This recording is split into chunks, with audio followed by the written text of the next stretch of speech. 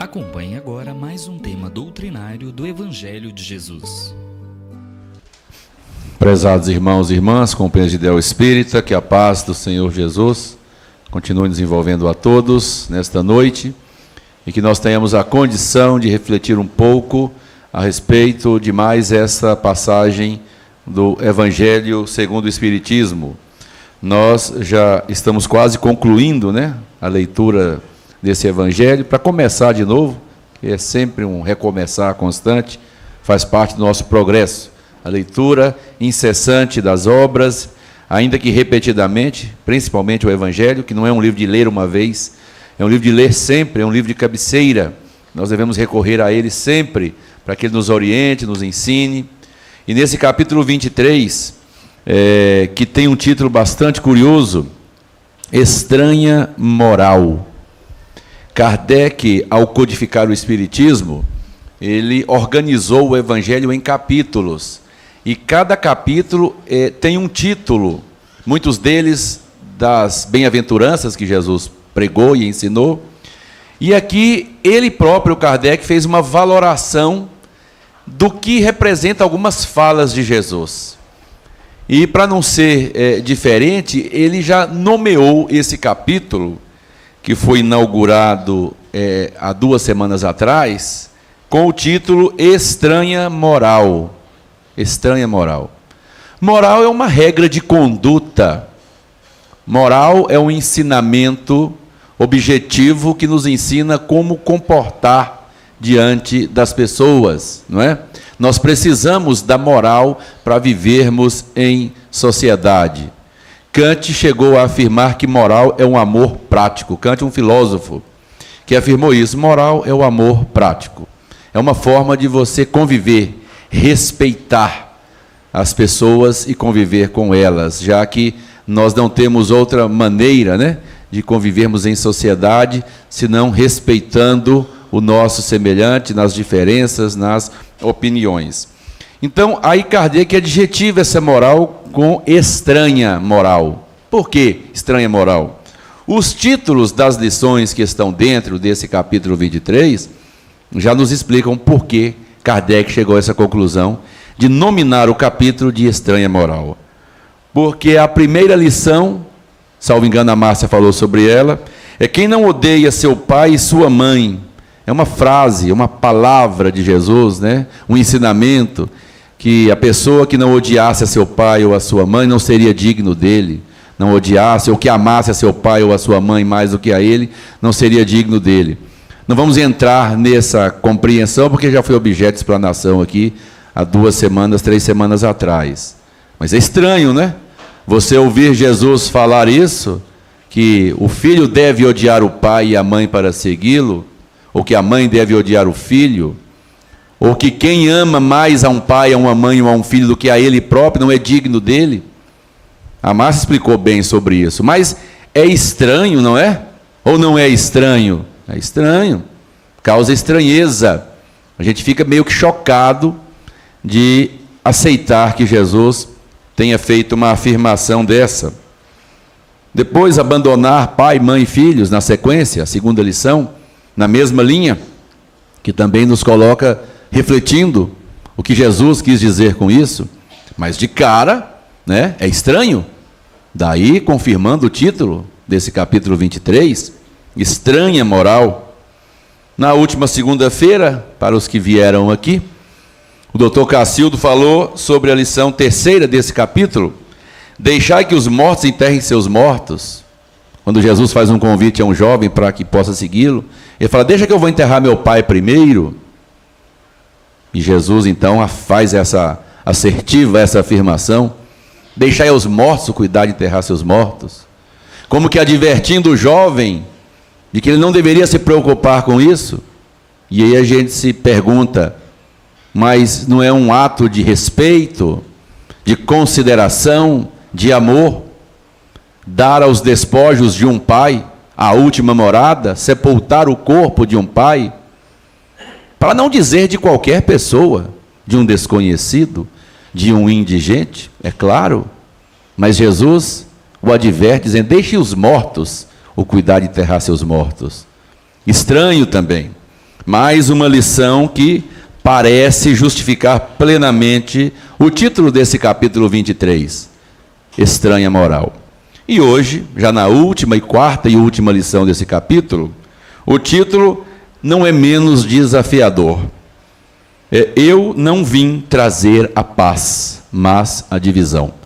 Essa é uma afirmativa textual, literal de Jesus. E foi lido aqui. E diz Jesus, repetido por Mateus no capítulo 10, versículos 34, 35 e 36. Não penseis que vim trazer a paz à terra. Não vim trazer a paz, mas a espada. Pois vim para separar o homem do pai, a filha da mãe, a nora da sogra, e os homens terão como inimigos os próprios familiares.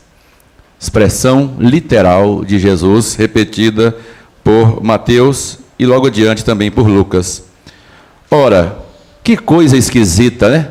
Jesus dizendo, eu não vim trazer a paz. Todo mundo esperando que Jesus seja o cordeiro da paz, o missionário da paz, e ele afirma em contrário, não, eu não vim trazer a paz, mas a divisão. Então, meus irmãos, não há dúvida nenhuma de que essas 4 lições são todas desafiadoras da lógica sistemática do que Jesus ensinou.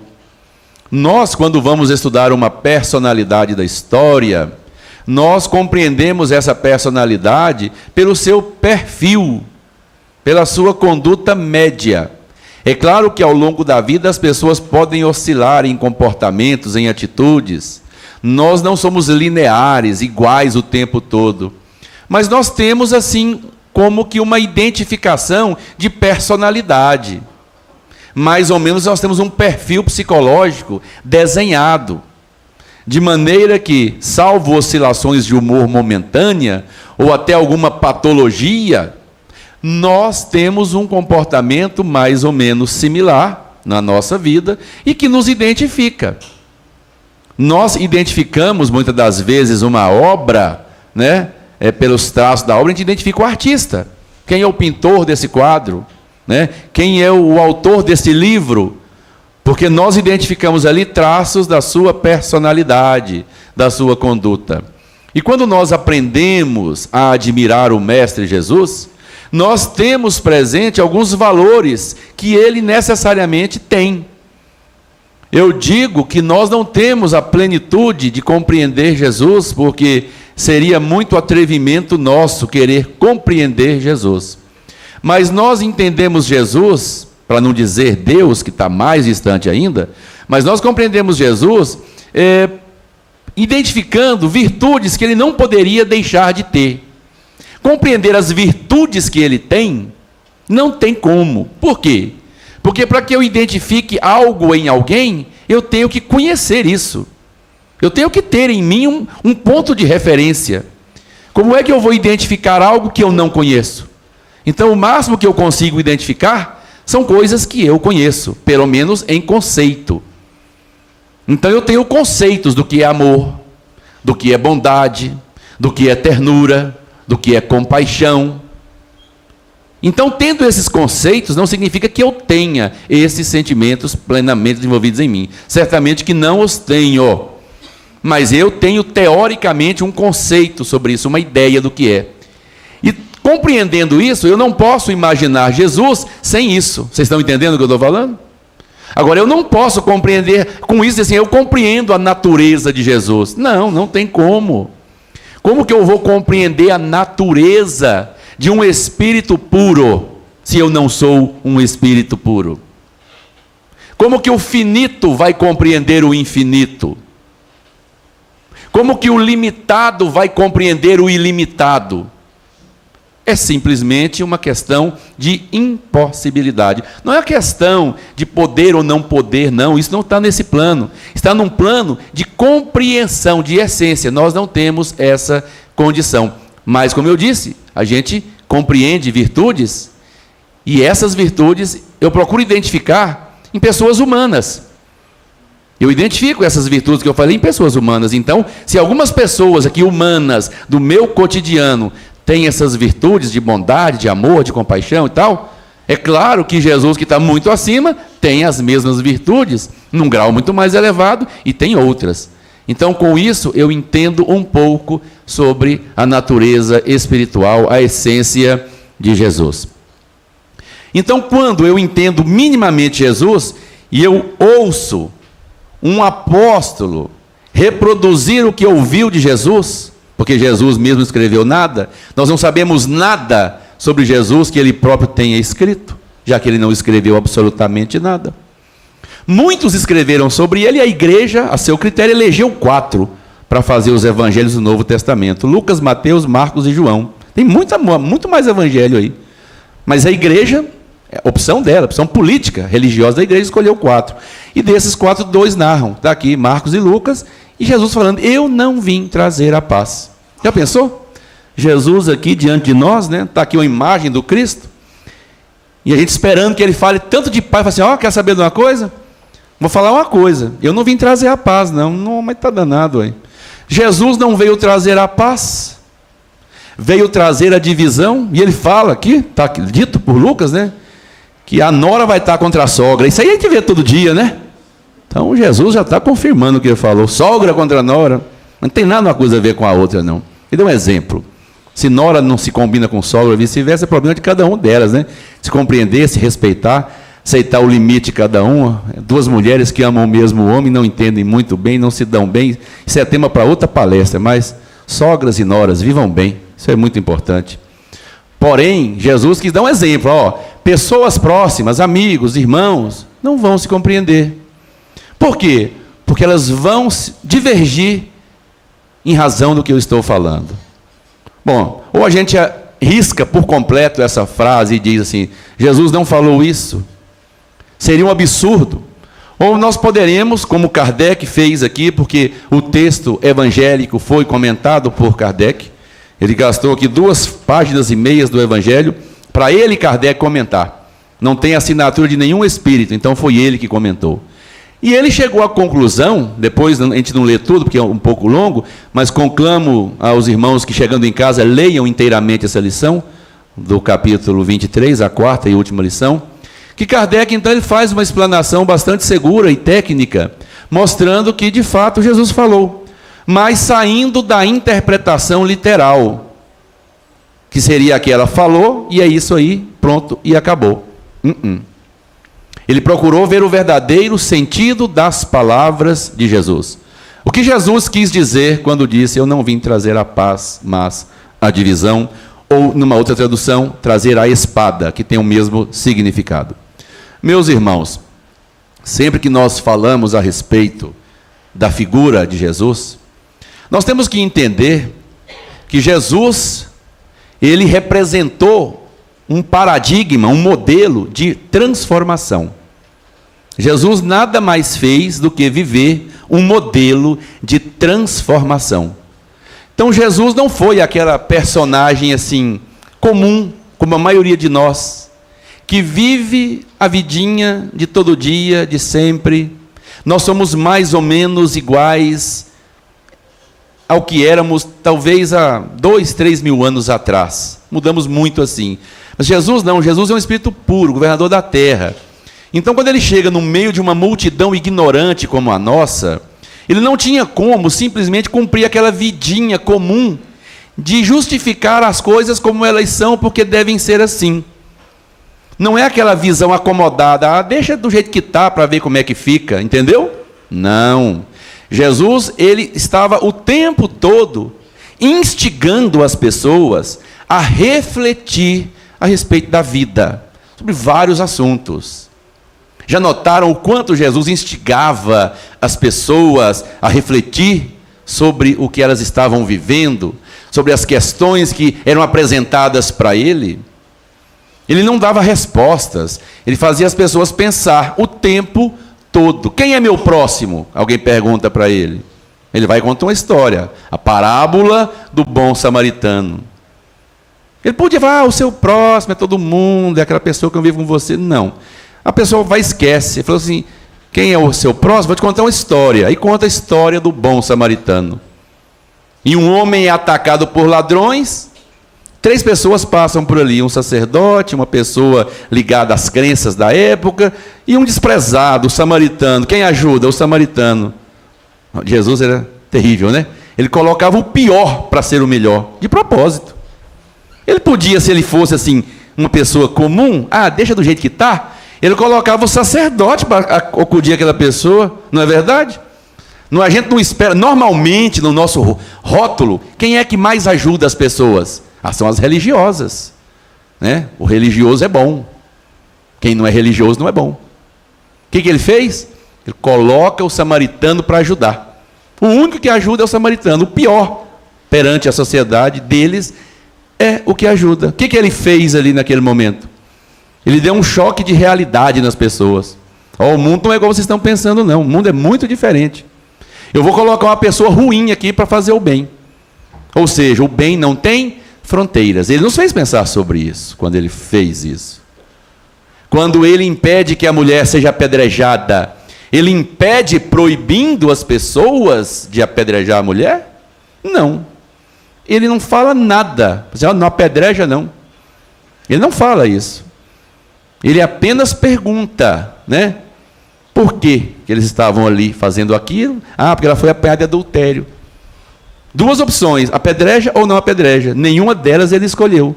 Porque se ele manda, ele estava autorizando a violência. Se ele fala não, ele estava desprezando as tradições daquele povo, que há séculos faziam isso. Fazem até hoje. Mulher adulta é apedrejada em muitos países do mundo até hoje, não é? Então ele não ia entrar nessa. O que ele falou? Quem não tem pecado, atire a primeira pedra. Ele proibiu? Não. Autorizou? Não. Perguntou. E com isso fez as pessoas pensarem. De novo, ele desafia as pessoas a pensar. Então, com esses 2 exemplos, meus irmãos, eu acho que nós temos a certeza de que Jesus foi um Espírito que o tempo em que esteve conosco nos instigou a pensar.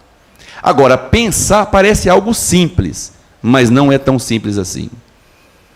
Pensamento é algo que incomoda muito, principalmente aqueles que não querem o nosso progresso, o nosso desenvolvimento.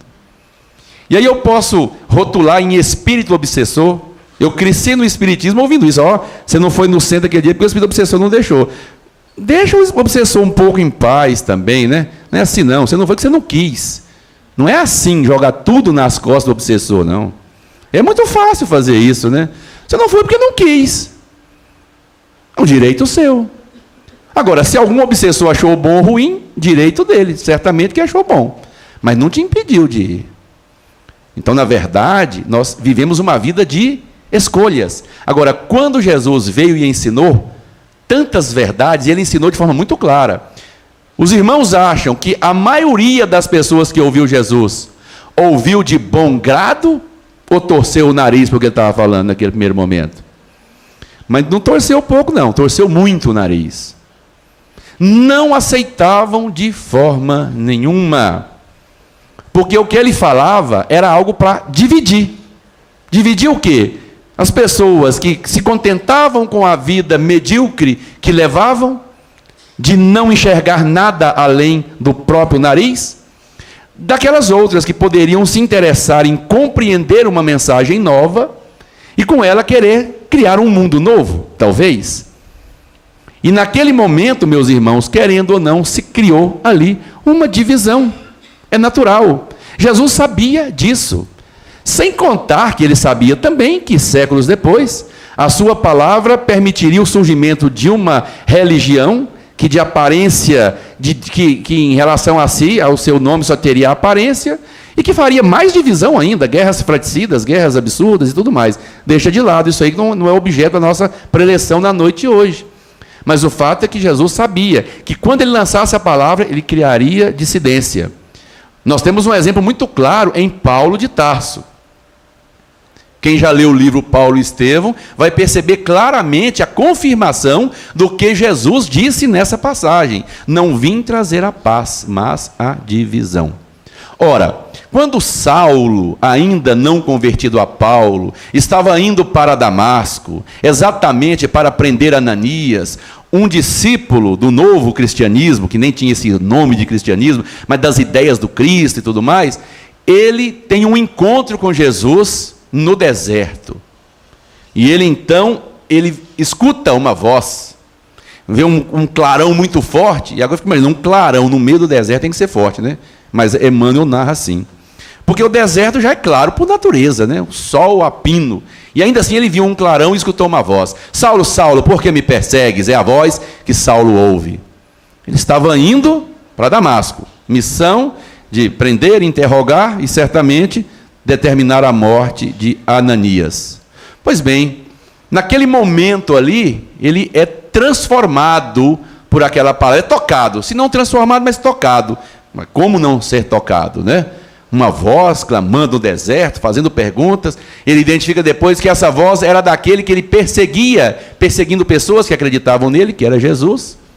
E quando ele é revelado para essa nova verdade lá na cidade para onde ele ia, pelo próprio mártir que ele pretendia fazer, que era Ananias, que restitui a visão para ele, a primeira vontade de Saulo, agora Paulo de Tarso, era sair dali pregando abertamente tudo o que ele conhecia, ou que ele aprendeu naquele momento. Lê do engano, né? Ele achou que aquela palavra ia trazer a paz. Trouxe paz para ele? Não trouxe essa paz. Jesus falou, eu vos dou a minha paz, não a paz que o mundo vai lá dar. Quer dizer, uma paz diferente, uma paz de consciência. Porque essa paz, assim, a minha vida está tranquilinha. Jesus não teve essa paz. Por quê? Ele foi crucificado por pregar o que ele pregou. Entendam o sentido da palavra paz, essa paz de passividade, né? Ficar ali, ó, quieto. Ele poderia escolher isso, não escolheu. Saulo de Tarso, voltemos a ele, foi a mesma coisa. Ele pensou que ele poderia, com aquela verdade tão bonita que ele entendeu, contaminar as pessoas, no sentido positivo, né? Contagiar todo mundo, e todo mundo acreditar no que ele já estava acreditando. Quem vai ler o livro vai ver que ele saiu fugido de Damasco, para não ser morto. E as pessoas falam, está louco, está louco. O camarada agora está pregando uma coisa totalmente contrária ao que ele aprendeu. Ele era um doutor da lei, um homem que cultuava as tradições e leis do seu povo. Achou que, porque ele estava transformado, e pelo título dele, né, Saulo de Tarso, isso aí é importante, o que está falando, vamos ouvir. A princípio foi assim, quiseram ouvir, quando ouviram, está louco, para. Teve que sair fugido de Damasco para não ser morto lá dentro. E aí foi pregar no deserto, vamos ler o livro para recordar, né, quem já leu, quem não leu, leia e veja que livro maravilhoso realmente, com tanto ensinamento que é Paulo e Estevão. Ou seja, o conhecimento da palavra trouxe para Saulo, que depois se transforma em Paulo, paz ou divisão? Trouxe divisão. Divisão entre o homem velho e o homem novo, entre ideias velhas e ideias novas. É isso que Jesus quis dizer. Quando Sócrates pregou para os jovens e foi acusado de estar corrompendo a juventude, foi julgado e condenado à morte, por trazer uma ideia nova, uma mentalidade nova. Foi condenado a tomar veneno. Cicuta tomou veneno, morreu por uma ideia. Essa ideia trouxe paz ou divisão? Essa ideia trouxe divisão, dividindo os homens que pensam dos homens que não pensam, das pessoas que querem ir além das pessoas que se conformam com a condição atual. Tá bom, deixa do jeito que está, vamos mexer não. Mexe não, está quietinho, deixa eu aqui. Isso é típico de espíritos atrasados, como nós, de um modo geral. Não é verdade? Quando os cientistas ousaram desafiar a igreja e dizer, olha, Giordano Bruno, Nicolau Copérnico, Galileu Galilei, essa turma toda aí, a Terra não é o centro do universo, não. Nem o Sol é. Aliás, o universo nem tem centro. Aliás, a Terra não é o Sol que gira em torno da Terra, não é o contrário. Trouxe uma verdade tão verdadeira quanto o que Jesus ensinou. E eu pergunto, ele trouxe paz, ou eles, cientistas, trouxeram paz ou divisão? Divisão. Condenados à fogueira. Alguns queimados, outros renunciaram à ideia de boca, mas não de alma, para escapar da fogueira. Não trouxeram a paz, porque, meus irmãos, a verdade incomoda. Qualquer verdade incomoda. A gente não gosta muito de conviver com a verdade. E não tem outro caminho. Jesus foi muito claro ao dizer, conhecereis a verdade e a verdade vos libertará. Então só a verdade liberta. Só o conhecimento transforma o homem. Mas o conhecimento traz, no sentido que nós estamos tentando, não sei se estou conseguindo transmitir, do que Jesus quis dizer. Porque a verdade nos instiga a mudança, a transformação. E aí as pessoas que não querem aquela mudança vão se opor a nós, se não fisicamente, mas mentalmente. Serão nossos adversários, e aí não tem barreira. E aí eu vou encontrar adversário dentro de casa. E talvez aí se entenda o sentido da palavra odiar, que a Márcia falou muito bem, que amar não significa necessariamente detestar, querer mal, significa no sentido mais abrandado, né? É gostar menos, talvez, mas não no sentido de desejar o mal.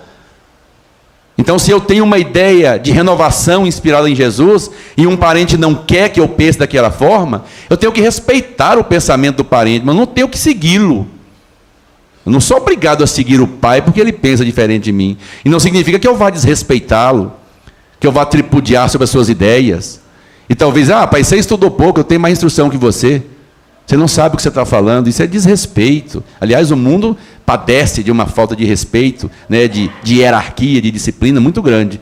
Estamos vendo o preço aí que estamos pagando muito alto. Então, respeite o pai, respeite a mãe, respeite o tio, respeite o amigo. Mas se reserve o direito de pensar diferente. Só isso. Não espera que, não, para não dar problema, vamos ficar todo mundo igualzinho aqui? Vamos abraçar, vamos ficar quietinho aqui, esperando o tempo passar? Será mesmo que o tempo vai passar e vai nos trazer coisas boas? Então, a humanidade, nós, meus irmãos, de modo geral, a gente vive assim, meio que fazendo assim, volume, digamos assim, na Terra, né? Tipo, menos igual. Agora, de vez em quando surge um ou outro que pensa mais do que todo mundo, como Jesus, e dá uma sacudida, e as pessoas levam tempo para entender que aquilo era uma verdade, que aquilo vai fazer o progresso da humanidade. Os cientistas, os filósofos, os pensadores, todos eles, ao seu tempo, trouxeram divisão, trouxeram espada, não a espada para cortar cabeças, a espada para derramar sangue, mas a espada para representar uma batalha, a batalha contra o erro, a batalha contra a ignorância, a batalha contra o atraso. É esse sentido da espada, da batalha. E nós temos que empunhar essa espada da altivez, da coragem, do bom ânimo, do respeito à diferença de pensamento, mas sempre com bom ânimo. Aliás, essa é uma premissa do próprio Espiritismo. O espírita é conclamado a sempre estar em transformação, em mudança. Da frase lapidar de Kardec, conhece o espírita pela sua transformação moral, né? Pelo esforço que ele emprega em domar suas más tendências. E que eu atrevidamente prefiro encarar de outra forma. Conhece o verdadeiro espírita pelo esforço que emprega em domar suas más tendências. E como consequência disso, pela sua transformação moral. Eu acho que é questão de semântica apenas. Quando eu mudo as minhas tendências, eu estou me transformando. Agora, eu vou me transformar para mudar?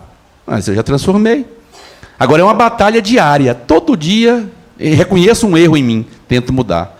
Reconheço um outro erro em mim. Não é difícil achar erro na gente, nem isso é fácil. A gente acha toda hora, é só procurar. Não precisa nem procurar muito, só dá uma olhadinha. Acha o tempo todo. Muda naquele ponto, muda naquele ponto, muda. Vai mudando, vai mudando. Naturalmente, daí a um ano, com tanta mudança, você vai ver que moralmente, no geral, você já é uma pessoa melhor. Isso é o progresso. E talvez quando a gente resolve mudar alguma coisa na gente, vai ter pessoas que estão ao nosso lado, que se davam tão bem com a gente, aí quando você muda, você diz, você está chato, hein? Nem quero andar com você mais não. Nossa, a conversa não tem seguimento.